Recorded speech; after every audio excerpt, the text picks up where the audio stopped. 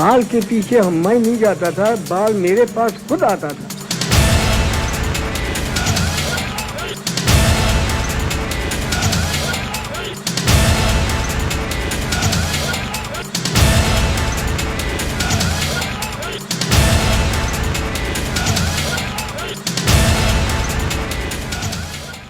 Hockey के जादूगर ध्यानचंद का नाम तो सबने सुना होगा, लेकिन क्या आप जानते हैं कि उनका जो सही में नाम था वो ध्यानचंद नहीं बल्कि ध्यान सिंह था। आज हमारे साथ उन्हीं के सुपुत्र अशोक जी।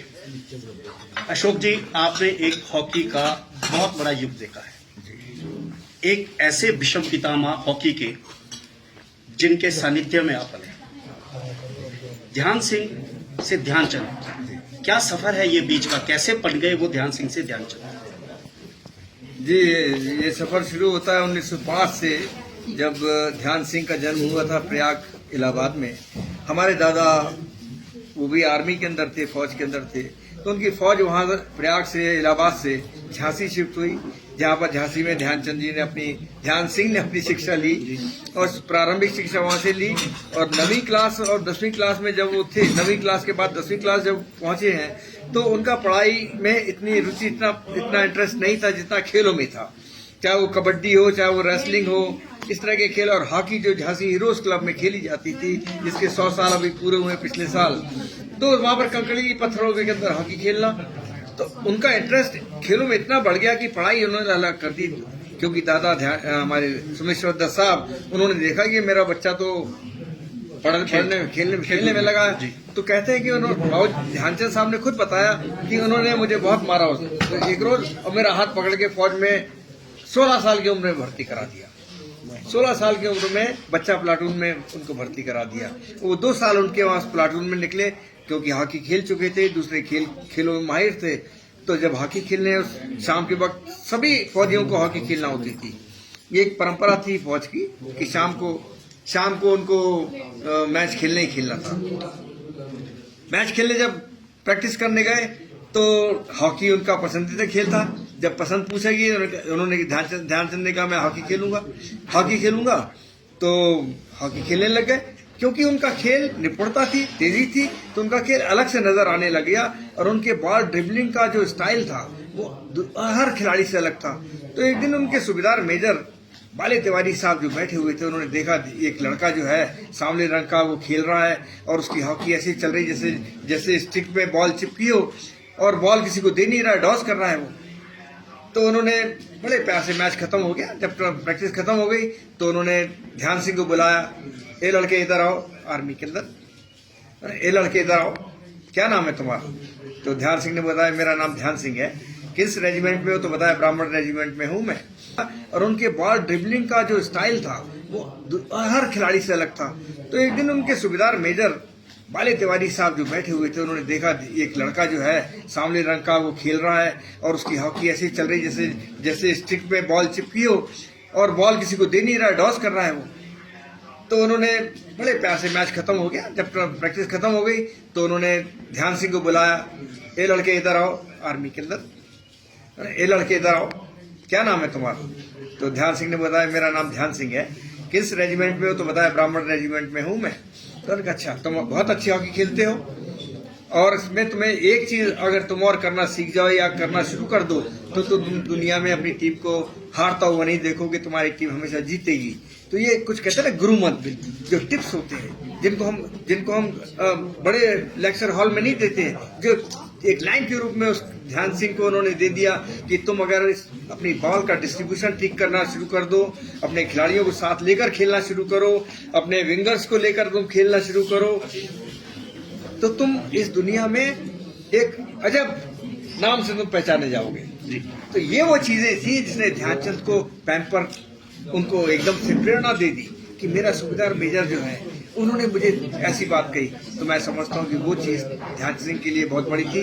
और अगले दिन से जो उन्होंने किताबों में लिखा है, जो उन्होंने कहानियों में बताया, जो उन्होंने किस्से में हमको बताया कि दोपहर के वक्त में जब चाहे सर्दी गर्मी बरसात हो, ध्यान सिंह अपने बैरक, उस टाइम सिपाही लोग बैरक में ही रहते थे, उनके लिए कंक्रीट के मकान नहीं थे या रहने का ठिकाना नहीं था। बैरक में सर्दी गर्मी गुजारनी पड़ती थी। तो दोपहर में बैरक्स में रहते थे और दोपहर के लंच टाइम में हॉकी बॉल के साथ निकलकर वो कहीं सुनसान जगह भी जाके अपनी प्रैक्टिस करते थे। अब वो प्रैक्टिस क्या करते होंगे, मैं समझ सकता हूँ कि वो क्या क्या प्रैक्टिस करते होंगे, क्योंकि उनका मेंटल लेवल बहुत हाई था, उनके जो एंटिसिपेशन लेवल वो बहुत हाई था, उनके अंदर किसी बात की खोज करने का जो चीज थी वो हाई था। तो अपने ढंग से अपोनेंट को अपने सामने खड़ा करके, जो नहीं है अनसीन है देखा नहीं, लेकिन अपोनेंट खड़ा करके उसके ऊपर डॉस करना, बॉल निकालना, पासिंग देना और पास को परफेक्ट करना, ये उस खाली दौर में अकेले जो प्रैक्टिस है उसमें करते थे। और शाम के वक्त जब उनका जो रोल कॉल का टाइम होता था तब वो जाके प्रैक्टिस करना, चाहे वो चांद की रोशनी हो चाहे वो अंधेरा हो।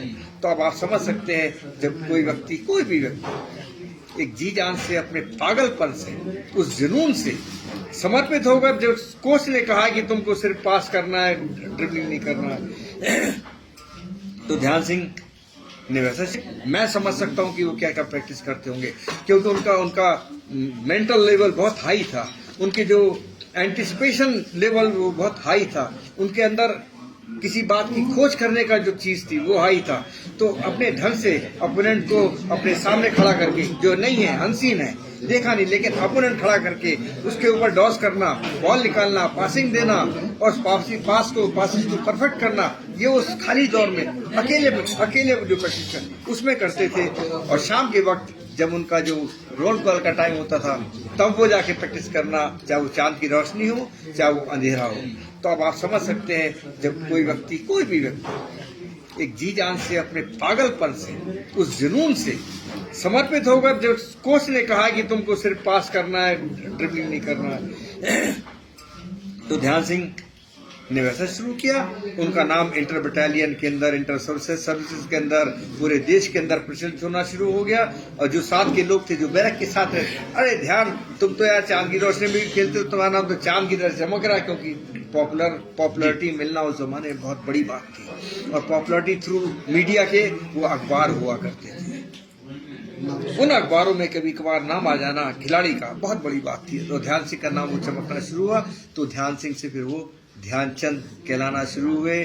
और 1928 का जो पहला हमारा ओलंपिक मेडल, जिसके 5 साल बाकी हैं 100 साल पूरे होने में, जो सिर्फ भारत का नहीं, एशिया का पहला गोल्ड मेडल ओलंपिक का है जो भारत ने जीता था, ये भी सही बात है। और उस मेडल को जीतने के लिए ध्यान सिंह, जो उस वक्त ध्यान सिंह थे, उनके बारे में एक लाइन लिखी गई ओलंपिक के अखबारों में, हॉकी मैजिशियन, जादूगर। बिल्कुल, ये शुरुआत उन लोगों ने दी है जो उनके खेल को पसंद करते थे, उन लोगों ने दी है। ध्यान सिंह को चांद की तरह चमकता हुआ देखना चाहते थे, तो उन्होंने उनका नाम ध्यानचंद रख दिया। और पहले ओलंपिक में गए थे तो ध्यान सिंह के नाम से एंट्री थी, और जब 36 का ओलंपिक खेलने गए तो उनकी एंट्री ध्यानचंद के नाम से। ध्यान सिंह से जो ध्यानचंद का सफर है, ध्यान सिंह जब हॉकी खेला करते थे तो वो दिन के उजाले में जाते थे, और जब शाम ढलती थी और जब चांद का उजाला होता था तो उस समय वो घर वापसी किया करते थे। चांद की तरह वो आज भी चमचमा रहे हैं। और जितने भी खेल प्रेमी हैं वो जरूर चाहते हैं कि अगर वो कभी भी एक हॉकी का खिलाड़ी बने तो कम से कम कुछ हिस्सा वो ध्यानचंद का उनमें जरूर समाए। आपसे बात करने के लिए बहुत बहुत धन्यवाद। बहुत थैंक यू सर।